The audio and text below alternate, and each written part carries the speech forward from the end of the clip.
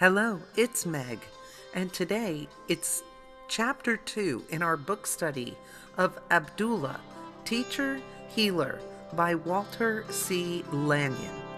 If you missed our first episode where we read and discussed chapter 1, which is called Behold the Day Breaketh, I will link it at the end of this episode. Please be sure to check it out.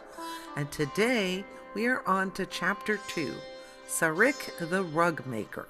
And in this chapter, Abdullah and his student Jethro meet Sarik the rug dealer, who is working on a rug for a very fancy client. But some of the concepts in this chapter talk about how there is no such thing as luck. Luck comes from a belief in a separate God, someone away from us who could sort of bestow good or bad things upon us. And that's one of the things about luck. If you believe in it, you have to believe in the good and the bad side of it, good and bad luck. So omens and signs from outside sources are really superfluous and mean nothing. And that's funny because Parfait and I are in the middle of doing an episode about witchy signs and symbols in witchcraft. So I just want to say, for me as a witch, I use a lot of symbols in my witchcraft, but I don't really worship them or think I think they're like an alphabet with which I can communicate with the universal mind, and it helps me co-create if we have a shared language we can use. And symbols, to me, can do that. I don't believe they bring me luck or good fortune. I just think of them as a tool I can use to kind of communicate with that sort of universal mind. But I do think that in this chapter, the discussion of the idea of there is no separation between us and God is critical. That notion of I am one with God is critical to being a co-creator. And when I'm using symbols or sigils in my witchcraft practice or my things I'm doing, that is to help me communicate with my subconscious mind, with the God within. So to kind of help me tune out some of the superfluousness of the world. And in this chapter, we also talk about how our thoughts are very powerful. A thought is as powerful as a deed, and sometimes more so. So it is very important not only to do good things, but to think good thoughts. And finally, in this chapter, we talk about the idea of the still small voice. The voice of the universal mind, or God, or whatever you call it. That still small voice is inside us. It's not outside of us. And this still small voice guides and points and lights and shows the way for us. That's why it's really important that you don't get caught up listening to outside teachers or gurus or spiritual leaders. And guys, Parfait and I are not gurus. We're not the women on the mountain. We're not the wise women. We're actual seekers, searchers, travelers, just like everyone else. We are just encouraging you to walk along with us and perhaps enjoy part of our journey, our spiritual journey together. I don't think I'm a great person full of all the answers. I just think I'm a person full of a lot of interesting questions, and I'm not afraid to ask them. But I am not a guru. I am just a fellow seeker on the path with you. And I think the point that you should not take your instructions from outside teachers or gurus is important. You should be listening to the greatest teacher who speaks to you through that still small voice. Our true work here in this life is to express God. So with that being said, let's dive in to chapter 2, Sarik the Rug Maker. As Abdullah and Jethro proceeded on their way towards the temple, they passed the dwelling of Sarik the Rug Maker. He sat in the open court of his little dwelling, working on an exquisite Bukhara rug. The man and the boy paused, then entered. Sarik rose and greeted them. He was proud of the beautiful work before him, which was nearing completion. Its deep rose hue was like velvet, against which rested geometric designs in turquoise and deep blue, edged about with black and ivory. "What a magnificent piece of work," said Abdullah, running his fingers over the velvety texture. "It is perfect." Sarik smiled graciously. "It is a prayer rug for Adana. See here, the fillfoot, the good luck sign," and he pointed a brown finger to the Greek cross, which was ingeniously woven into the corners of the rug. Abdullah smiled at him. A good luck sign in a prayer rug seems unnecessary, especially if one knows how to pray. "It is," said Sarik, "but this is in order." He rubbed his fingers over the rich surface of color. "And not many people have yet overcome superstition and fear of signs and omens." "That is true," said Abdullah. "I have known people who knew the truth to cling to many superstitions. For instance, some of them imagine for thinking for a moment in silence, and then placing their hands on a certain part of the sacred scrolls, that they will find an answer to their prayers. This is the rankest kind of superstition. It is a belief in a separate God." Sarik listened. He was a student of Abdullah and often sat in the crowd which massed about the gates of the city when he talked. "Do you mean that we are not to go without ourselves for our help?" "That is exactly what I mean, for there is absolutely nothing outside of you that can help or harm you. Not that which goeth into a man, but that which cometh out defileth him, and it might also be added, makes him." The good luck signs and omens, the superstitions and fears which men bow down to, have no power either for good or for evil. It is simply the attitude that the mind of the man takes toward them. If a man has a good luck charm or piece with him, every time he thinks of it, he thinks of good luck, then this has a tendency to attract things towards him that would not otherwise come his way. But when he is under the ban of such material, thinking there are also so many counter and cross-counter laws to operate against him, that his sign usually amounts to nothing. If he believes in luck, he must also believe in disaster or ill luck, or else he would not need a charm or sign to protect or drive away the ill luck. When a man cometh to truth, he should learn first of all that the glory of truth is the understanding that there is no separateness between him and God, and that he need have resource to no other sign or wonder than the mind of Christ that is within. You cannot imagine God stopping to such absurd things as are believed in. For instance, some of the most advanced thinkers accept in part at least the signs of the zodiac and suffer from the predictions made by its adepts. Would it be reasonable to imagine God as the creator of law and then have him transfer this to a number of stars, etc., and imagine the intricate mass of laws which cross and recross to meet or put in operation the millions of destinies which are supposed to be under their control? It is unthinkable. It is impossible to grasp such a complicated form, and especially when you realize that it completely rules God out of his kingdom and puts the control of the universe and man directly into the hands of the stars. Yet many suffer both directly and indirectly because their faith in these things. As a man thinketh in his heart, so is he. If he believes that these things have power over him, they certainly will have power until he suffers enough from the experience to wash his hands of it all and turn to the glorious fact that he is not separate for one instant from God, who is the only power. This is worthy of a quiet half-hour's meditation. This fact that God and man are one. It may seem big on the surface, but when you pause for a moment and think, I am one with God, and then think what God is, and feel the sweet assurance of your unity with God, a great cloud of worry and anxiety will be lifted from your shoulders, and you will be freed from the belief of signs and omens, or even the blind belief in looking for a sign in the sacred scrolls. Abdullah, said Sarik, I have often been guilty of this.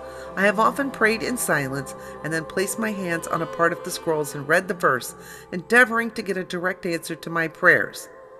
But had I stopped to consider it, I would have known that it is just as material as it is to place your hands on this Greek cross and expect something good to happen.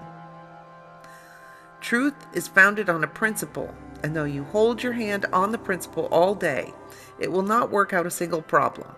What is required is the application. Of course, when we pray, the answer is given us, and also the way to put it into practice. And we need no further sign. If we can only see the importance of thought and how valuable it is to govern it absolutely. I presume that if people knew what thought really is, they would be amazed and open-eyed with wonderment at the fact that a thought is as powerful as a deed, and sometimes more so, said Abdullah. It would revolutionize the world if everyone knew and followed this. There are many things now that you can think that you would not put into action for the world, yet in some vague way every thought comes to fruitage. Perhaps you can destroy its effects or uproot it before it comes to light, if you are alert. But think of the wonderful peace of mind when you realize and practice the theory that every thought is as powerful or more so than a deed.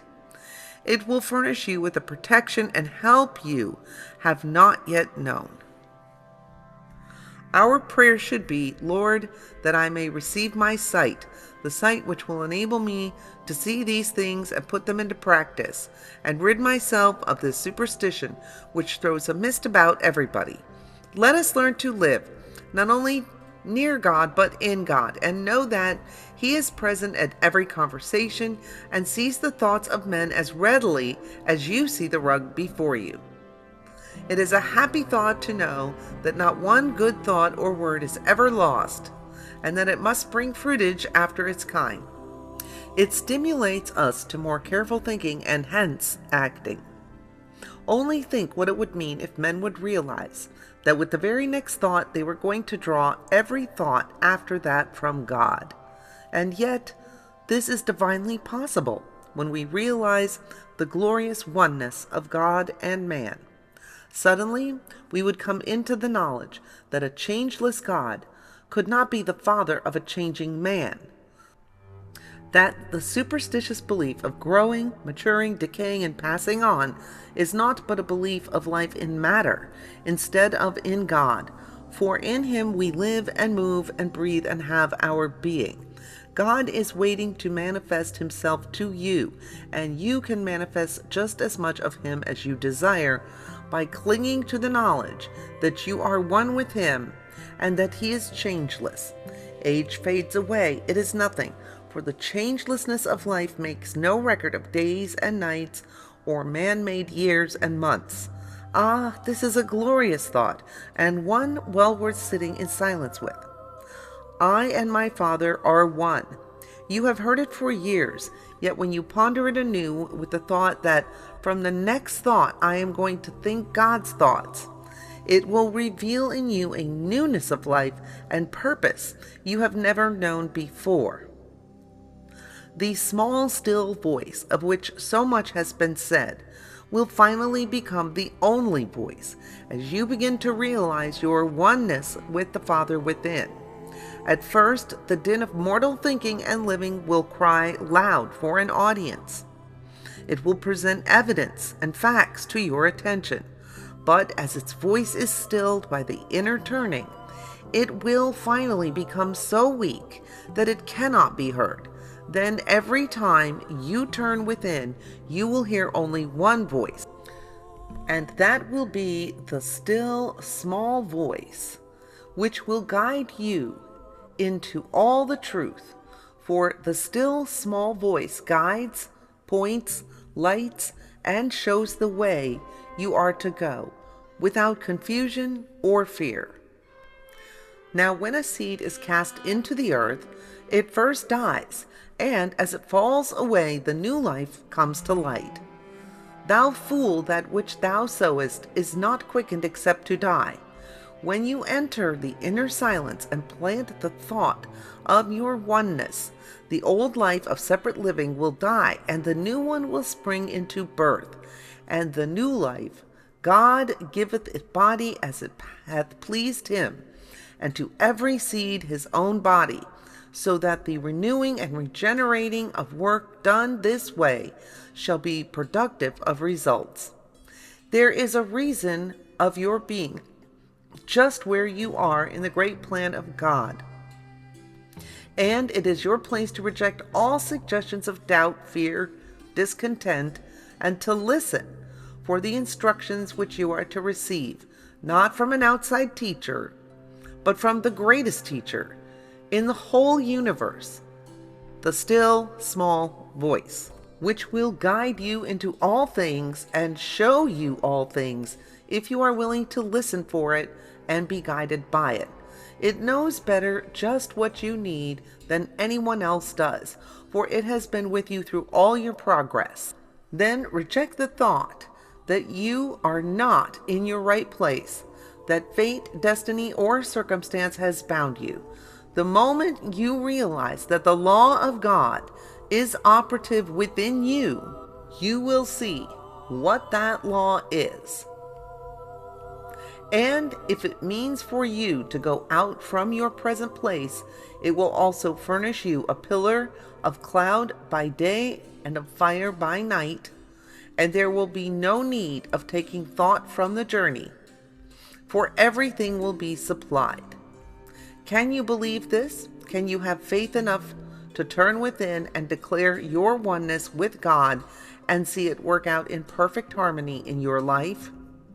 Even as I speak, I am guided in what I say to you, because I declare always the Father within and give to you the message that he speaks to me. It shall be blessed you as it is blessed me, and it shall not return us to void, but shall accomplish. It is God that worketh in you. Please note the location in you, and then cooperate with him and do his bidding. The real work you have to perform is to express God. That is the reason you are here. You are to express God, and now you will understand why you should search the scriptures and know why, for in them ye think ye have life. As a man thinketh in his heart, so is he. The place this message finds you is the place you have created for yourself, either by right or wrong thinking. And you can change it by consulting the still small voice, for in the twinkling of an eye shall all be changed. I wish, said Sarik, that Adana could have heard you talk this morning, Abdullah. He would have never more turned to the stupid symbol of good luck, but would have grasped the principle back of overflowing goodness, which floods our life with more than we can accept.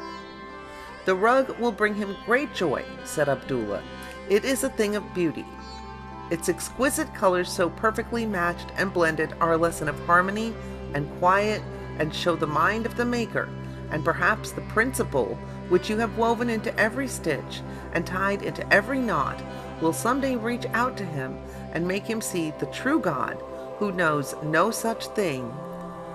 And that is the conclusion of chapter 2, with again some very key points. There is no luck, good or bad, so really rely on the small still voice inside of you rather than luck, because there is no separation at all between us and God or the universal power or whatever you call it. And this chapter also discussed the concept of the power of our thoughts, and how a thought is as powerful as a deed, and you know what, sometimes even more so. So remember, you are one with God, and our true work here in this third dimension is to be the best expression of the mind of God we possibly can be. And the way to do that is to listen to the small, still voice inside of you and let that be your guide. So until next time, when we dive into chapter 3, which is entitled Treatment, where we will look at the differences between a material person and a spiritual person. So until then, remember, in the words of Buddha, 1,000 candles can be lit by a single candle, and the life of the candle will not be shortened. Happiness never decreases by being shared. So thank you for sharing your time and attention with me here today. Till next time.